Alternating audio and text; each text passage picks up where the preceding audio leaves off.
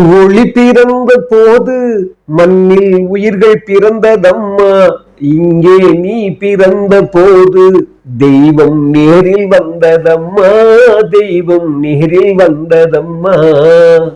ஒளி பிறந்த போது மண்ணில் உயிர்கள் பிறந்ததம்மா, இங்கே நீ பிறந்த போது தெய்வம் நேரில் வந்ததம்மா.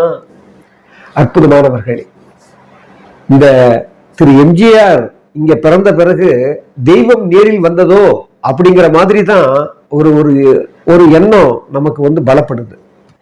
அந்த வகையில பாருங்க, நான் தொடர்ந்து அவருடைய பெரும் குணங்கள் அருங்குணங்களை பத்தி பேசிட்டு வரேன். நான் பேசிட்டு வர்ற காலத்துல சமீபத்துல நேத்து ஒரு பழைய ஒரு புத்தகம், அந்த புத்தகத்தை பார்க்கிறேன். அந்த புத்தகத்துல ஒரு கட்டுரை 1960 திரு வி.பி. ராமன் அவரை பத்தி சொல்றேன். அவர் ஒரு பேசும் படத்துக்கு ஒரு கட்டுரை எழுதியிருக்கிறார். அப்படியே ஒரு 2 புறத்தை நான் வாசிச்சேன். 1960 இப்ப நம்ம அவர் மறைந்த பிறகு எவ்வளவு பேர் பேசுறாங்க. அவர் வாழ்ந்துகிட்டு இருக்கிற காலத்திலேயே நீங்க பாத்தீங்கன்னா 61 இருந்து தான் ஒரு மிகப்பெரிய வாழ்க்கை வருது. அதுக்கு முன்னால மதுரை வீரன் நாவல் பண்ணலாம் வந்தா கூட அந்த 60ங்கிற அந்த காலத்துல கொஞ்சம் தொய்வு இருந்தது அவருடைய தொழில் முறையில. அந்த சமயத்துல எழுதியிருக்கிறாரு திரு வி.பி. ராமன். அவர் ஒரு பெரிய வக்கீல் பத்தி கூட நான் சொல்லியிருக்கிறேன். அவர் யாருன்னா, அவங்களோட வீட்டுல தான், அவங்க தாத்தா வீட்டுல தான் திரு எம்ஜிஆர் கடினமான காலங்கள்ல அம்மாவோட குடியேறி இருந்தாரு. அந்த வீட்டை தான் லாய்ட்ஸ் ரோட்ல வாங்கினாருன்றத நான் நிறைய பதிவு பண்ணியிருக்கிறேன். இன்னும் சொல்ல போனா, நான் ஏன் பிறந்தேங்கிற அவருடைய சுய சரிதை குறிப்புகள்ல முதல் 2 அத்தியாயமே இவருடைய தாத்தா ஏ.வி. ராமனை பத்தி தான் எழுதியிருப்பார். அவருடைய போட்டோ போட்டு ரொம்ப நன்றி உணர்ச்சியோடு எழுதியிருப்பாரு. அந்த பதிவு நான் போடணும் கட்டாயமா. ஏன்னா நன்றிக்கு எவ்வளவு ஒரு பெரிய மதிப்பையும் அந்த உலகத்தினுடைய தன்மைய இல்லாத ஒரு அதிசயத்தையும் எம்ஜிஆர் காமிச்சிருக்கான்றது அதில் தான் நான் புரிஞ்சுக்கிட்டேன். அப்படித்தான் அவர் பண்ணாருன்னு பார்த்தா, அவரை பத்தி திரு வி.பி. ராமன் எப்ப 60, அதாவது நீங்க பாத்தீங்கன்னா இப்ப ஒருவேளை அவர் அந்த 60 அங்க வந்துட்டாரா என்னன்னு தெரியல. எங்க ராமவரம் தோட்டத்துக்கு அநேகமா அங்கதான் இருந்திருக்கணும்னு நான் நினைக்கிறேன். அந்த கட்டுரை பாருங்க, மிரண்டு போயிட்டேன் நான். சொல்லுவாரு, நன்றி செய் நன்றி அறிதல் சொல்லுவாரு. செய்யாமல் செய்த உதவிக்கு வையகமும் வானகமும் ஆற்றல் அறிதுன்னுவாரு. அதுலயே சொல்லுவாரு, பயன் தூக்கார் செய்த உதவி நயன் தூக்கின் நன்மை கடலின் பெரிது அப்படின்னுவாரு. அதாவது இந்த உதவிக்கு சொல்லிக்கிட்டே போலாம். உதவி வரைத்தன்று உதவி, உதவி செய்யப்பட்டார் சால்பின் வரைத்து அப்படின்னுவாரு. உதவி செய்யறவங்களை பொறுத்து இல்ல, செய்யப்படுகிறவங்களை பொறுத்து. அந்த குணம் இருக்கிறவங்க கிட்டதான், அந்த நன்றி உணர்ச்சி இருக்கிறவங்க கிட்டதான் அந்த நன்றியை பத்தியே புரியுன்ற மாதிரி ஒரு குரல் வரும். அதாவது எப்படின்னா, நான் கொஞ்ச நேரம் திகைச்சிட்டேன். என்னடா இது, நாம 60க்கு பின்னால ஒரு 17 வருஷம் திரு 60, 70, 80, 80, 27 வருஷம் வாழறாரு. அவர் மறைவதற்கு 27 வருடத்துக்கு முன்னாலேயே ஒரு பொக்கிஷம் மாதிரி இந்த கட்டுரை எழுதியிருந்தார். அந்த பேசும் படத்துல அந்த கட்டுரை வந்திருக்குது.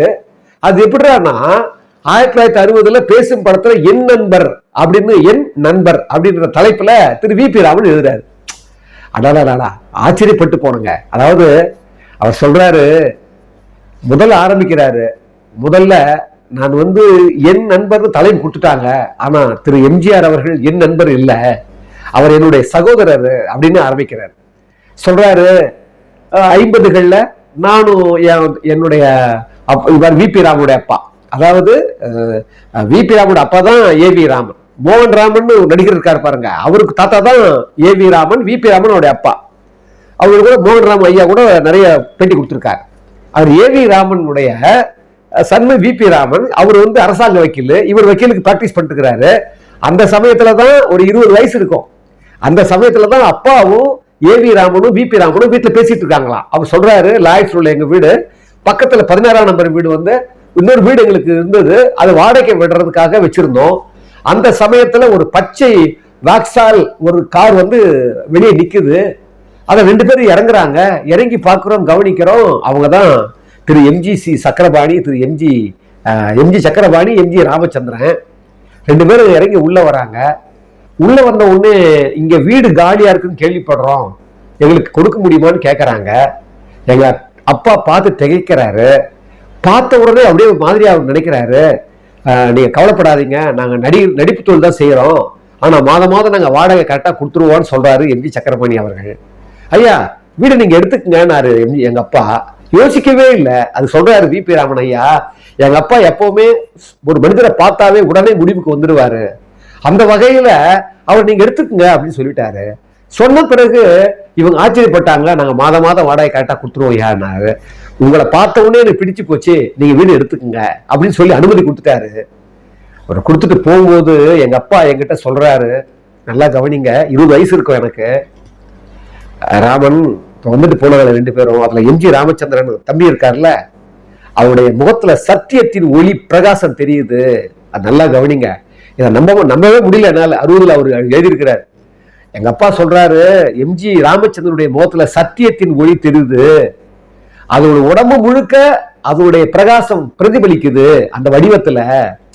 நீ உனக்கு ரொம்ப பாக்கியம், அவருடைய உன் வாழ்க்கையில ரொம்ப முக்கியமானவனா வரப்போறாரு அவரு, பாத்துக்கோ, இது பாக்கியம், உன் பாக்கியம் அப்படின்னு எங்க அப்பா சொல்றாரு. அவங்க போன பிறகு அதை விஸ்லாயிக்கிறார் விபி ராமன். அப்ப எனக்கு 20 வயசு இருக்கும்.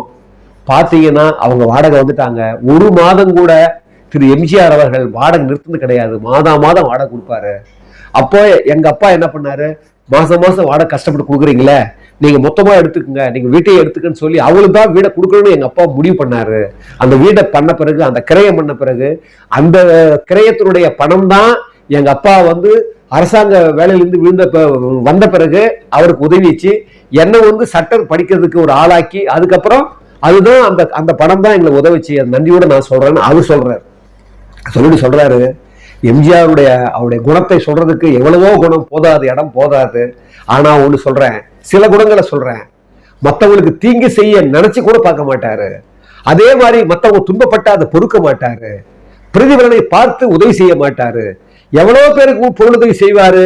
ஆனா செஞ்சவங்களே அந்த பக்கம் போய் அவர் தப்பா பேசுவாங்க, அவங்கள கூட அவர் தப்பா நினைக்க மாட்டாரு. மறுபடியும் உதவி செய்வாரு. அப்படிப்பட்ட அருங்குணம் உடையவர் என்னுடைய சகோதரர் எம்ஜிஆர் அப்படின்றார். யார்? விபி ராமன் சொல்லிட்டே வராரு. அவர் என்னைக்குமே அரசியலை பயன்படுத்தி அவர் தன்னுடைய தொழில் துறையான நடிப்பு தொழிலை அவர் பண்ணது கிடையாது. அவர் என்னைக்குமே இதை வச்சு அவர் பண்ணது கிடையாது. பொதுவா அவர் நடிப்பு துறையில தனக்கு ஒரு பிரபலமான பிறகுதான் அரசியலுக்கு போகணும். 52 53 தான் அவர் திமுகவை சேர்றாரு. அவர் சொல்றாரு.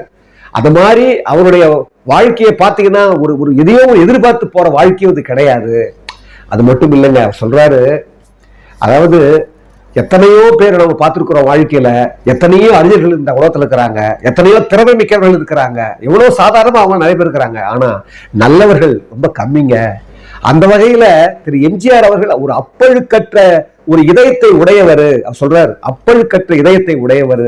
அந்த இதயம் பாருங்க, அது தங்க இதயம்னே சொல்லலாம். அவருடைய உடல் தங்கமானது. அந்த தங்கமான அந்த உடலுக்குள்ள ஒரு தங்கமான இதயத்தை வச்சிருக்கிறாரு. அவர் வள்ளல் பாரின்னு கேள்விப்பட்டிருப்போம், வள்ளல் குமணன் கேள்விப்பட்டிருப்போம், நம்ம எல்லாம் படிச்சிருக்கிறோம்.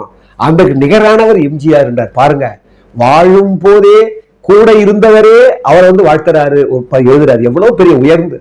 நான் வியந்தது எங்கன்னா, நீங்க என்ன நினைச்சுங்க, நான் சும்மா எல்லாம் சொல்றேன் நினைக்கவே நினைக்காதீங்க. எம்ஜிஆர், திரு புலமை பித்தன், திரு கவிஞர் வாலி, திரு இப்ப இருக்கிற முத்துலிங்கம் ஐயா, மனோரமாம் ஆட்சி, எல்லாருமே நான் கேட்டேன், வேணுமுன்னே கேட்பேன், எப்படி அவர் அதெல்லாம் நான் உடனிருந்து பார்த்தவன். அவங்க சொன்ன அந்த ரியாக்ஷன் பாருங்க, அந்த முகத்துல இருக்கும் பாருங்க, அந்த உண்மை.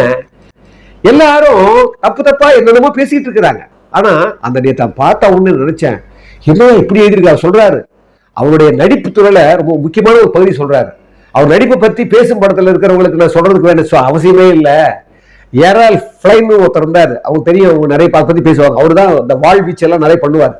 அதை போலவே தான் இங்கே அவர் பேர் எடுத்தாரு. தமிழ்நாட்டினுடைய ஏரால் ஃபிளைன் தான் திரு எம்ஜிஆர் அவர்கள். ஆனா மற்றவங்களுக்கும் இவருக்கும் உள்ள வித்தியாசம் என்னன்னா, தன்னுடைய ஒவ்வொரு பாத்திரத்தின் மூலமாகவும் ஒரு மாரல் சொல்லுவார். ஏதாவது ஒரு நல்லது சொல்லணும், சமூகத்துக்கு, இந்த உலகத்துக்கு நல்லது சொல்லணும், மக்களுக்கு நல்லது சொல்லணும். அந்த மாதிரி எண்ணம் கொண்டவர் திரு எம்ஜிஆர். அதுக்கப்புறம் சொல்றாரு, அவர் புத்தர், இயேசு இவங்க கோட்பாடுகளையும் கொள்கைகளையும் தன்னுடைய வாழ்க்கையில கடைபிடிக்கணும்னு நினைக்கிறவர். அவர் சொல்றாரு, லவ் தை எனிமீஸ், அதாவது பகைவர்களை கூட நம்ம அன்பு காட்டணும் அப்படிங்கிறதுல ரொம்ப அதீதமான அக்கறை உடையவர் எம்ஜிஆர். எப்ப 1960 சொல்றாரு, தனக்கு தீங்கு பண்றவங்களை கூட நேசிக்கணுங்கிறதுல ரொம்ப அதீதமான அந்த அந்த அந்த எண்ணமும் நம்பிக்கையை உடையவர் திரு எம்ஜிஆர் அவர்கள். அவரு நம்ம நினைக்கிறோங்க வாழ்க்கையில நம்ம ஏன் திரு எம்ஜிஆர் சொல்றோம். நிறைய பேர் கூட நினைக்கலாம் நீங்கெல்லாம் வந்து என்னத்துக்கு இது திருப்பி திருப்பி பேசிட்டு இருக்காரு. எனக்கு உண்மையே சொல்றேங்க, நான் மனமோந்து தான் பேசுறேன். ஏன்னா இந்த நாட்டுல அரிதா போனது. இப்ப கூட சொன்ன பாத்தீங்களா, போன வாரம் ஒரு 5 மணி நேரம் ஒரு 3 அமர்வுகள்ல நான் வந்து ஒரு பெருந்துறையில நந்தா காலேஜ்ல பேசினேன்னு சொன்னேன். வாழ்க்கை ஒரு விஞ்ஞானம், வாழ்க்கை ஒரு கலை, வாழ்க்கை ஒரு மெய்ஞானம்னு 3 தலைப்புல பேசினேன். நீங்க என்ன நினைச்சீங்க? அதுல அறம் சார்ந்த இந்த நன்றி உணர்ச்சி, நட்பு உணர்ச்சி, மகிழ்ச்சி உணர்ச்சி, கருணை உணர்ச்சி, இதெல்லாம் இந்த உணர்ச்சிகளை உள்வாங்கணும். இதுக்கெல்லாம் எடுத்துக்காட்டு தான் திரு எம்ஜிஆர். அவர் பாருங்க, அவர் சொல்றாரு, நண்பனா இருந்தா முழு மனதோட நேசிக்கிறவர் எம்ஜிஆர் சொல்றாரு. அதாவது இன்னொரு விஷயம் சொல்றாரு, நிறைய பிரச்சனைகள் உண்டு இந்த உலகத்துல. அந்த பிரச்சனைகள் வரும்போதெல்லாம் அவர் அலசுவாராம் பாருங்க. அந்த பிரச்சனையை அற்புதமா அலசி அதுல ஏற்படுற சந்தேகங்கள் எல்லாம் கூறியதாக இருக்கும் அப்படின்னு குறிப்பிடுறார். அவர் சாதாரணமா இல்ல, அந்த பிரச்சனைகளுக்குள்ள இருக்கிற சந்தேகங்களை எழுப்புவாரு. அந்த சந்தேகங்கள் எல்லாம் அவ்வளவு கூர்மையா இருக்கும். அதோடதான் தெரியும் அதோட அறிவுடைய சூட்சுமம் அப்படிங்கிறாரு. அதாவது அவர் வக்கீல் யாரு, வி.பி. ராமன் வக்கீல். அவர் சொல்றது அது இன்னொன்னு சொல்றாரு, முக்கியமான பண்பு எம்ஜிஆர். அதாவது பாத்திரம் இருந்து பிச்சை போடுன்னு சொல்லுவாங்க, ஆனா எம்ஜிஆர் அந்த எண்ணத்துக்கு வந்ததே கிடையாது. யாரா இருந்தாலும் உதவிடுவாரு. அதையும் சொல்றாரு, யாரா இருந்தாலும் திருப்பி திருப்பி கேட்கறாங்களே, திருப்பி திருப்பி வராங்களே பண்ண மாட்டாரு. சொல்றாரு ஒரு குறிப்பு பாருங்க, மனிதனுடைய சிறந்த குணம் எது தெரியுமா? நன்மை வந்தாலும் தீமை வந்தாலும் சமநிலையா இருக்கிறது. அந்த சமநிலையா இருக்கிற ஒரே ஒரு தன்மை எல்லாருக்கும் வர்றதில்ல. ரொம்ப அதிசயமானது அது. அந்த அதிசயமான அந்த குணத்தை திரு எம்ஜிஆர் அவர்கள் நல்லது வந்தாலும் கெட்டது வந்தாலும் சமமா பாவிப்பாரு. அது மட்டும் இல்ல, நாம் ஏழ்மையா இருக்கிற போது, எளிமையா இருக்கிற போது நமக்கு யாரெல்லாம் உதவி செஞ்சாங்களோ அவங்க உதவி செஞ்சவங்களை மறக்காம நான் நல்லா இருக்கிற போது, தான் நல்லா வந்த பிறகு, நான் சொல்றது 60, அதுக்கப்புறம் 27 வருஷம் வாழாரு திரு எம்ஜிஆர் அவர்கள். அது முக்கியம் இல்ல, 60லயே சொல்றாரு பாருங்க அந்த குணத்தை. அவரு தான் நல்லா இருக்கிற இந்த காலத்துல தேடி தேடி போய் தனக்கு உதவியர்களை உதவுறாரு பாருங்க, அதுதான் திரு எம்ஜிஆர். அடாடாடா சொல்லும்போது புல்லரிச்சு போச்சு. படிக்கும்போது ஒரு 2 பக்கத்துல அந்த கட்டுரை இருந்தது, 1960களில் பேசும் படத்துல வந்தது. அப்பதான் நினைச்சேன், அடாடா நாம கூட சில விஷயங்கள் கூட நம்ம வந்து தெரியாம வந்திருக்கோம். ஆனா நான் இவரும் வி.பி. ராமனுடைய பேட்டி நான் படிச்சதில்லை. ஒரு பழைய புத்தகம் திடீர்னு என் கைக்கு கிடைக்குது. பார்த்தா மிரண்டு போனேங்க. எப்படிப்பட்ட ஒரு மனிதனை பத்தி நம்ம பேசிட்டு இருக்கிறோம். எப்படிப்பட்ட சொன்ன பாருங்க, மண்ணில் நீ பிறந்த போது, ஒளி பிறந்த போது மண்ணில் உயிர்கள் பிறந்தது. உங்களுக்கு தெரியும், ஒளியால தான் முதல்ல வந்து உயிரை வந்தது. நீ பிறந்த போது தெய்வம் நேரில் வந்ததுன்னு ஒரு அற்புதமான சினிமா பாட்டு. அது மாதிரி திரு எம்ஜிஆர் அவர்கள் பிறந்த பிறகுதான் தெய்வத்தையே நம்ம தெரிஞ்சுக்கிட்டோம், உதவியை தெரிஞ்சுக்கிட்டோம், நன்றியை தெரிஞ்சுக்கிட்டோம், நட்பை தெரிஞ்சுக்கிட்டோம், ஒரு வள்ளல் தன்மையை தெரிஞ்சுக்கிட்டோம். இந்த உலகத்துல வாழ்ந்து போன அந்த சமீபத்துல வாழ்ந்து போன அந்த மனிதனை, மகானை நாம பேசிக்கிட்டே இருக்கலாம், பேசி பேசி சந்தோஷம் அடையலாம், பேசி பேசி அவருடைய குணங்களை கொஞ்சம் கொஞ்சமா நாமளும் எடுத்துக்கலாம்னு சொல்லி இந்த நேரத்துல அந்த கட்டுரையை என்னுடைய பார்வைக்கு அனுப்பின இறைமையையும், அந்த வி.பி. ராமன் ஐயா அற்புதமா சொன்னார அவரையும், அவருடைய சந்ததியா இன்னும் இருக்கிற மோகன்ராம் ஐயாவையும் வணங்கிக்கிட்டு, இப்படிப்பட்ட ஒரு அற்புதமான ஒரு தகவலோடவும் ஒரு உண்மையோடவும் சத்தியத்தோடவும் நாம அவரை பத்தி பேசுறதுக்கு பாக்கியம்னு கருதி இவ்வளவு நேரம் பொறுமையா இருந்தவங்க எல்லோரையும் நான் மீண்டும் வணங்குவதில் பெருமகிழ்ச்சி கொள்கிறேன்.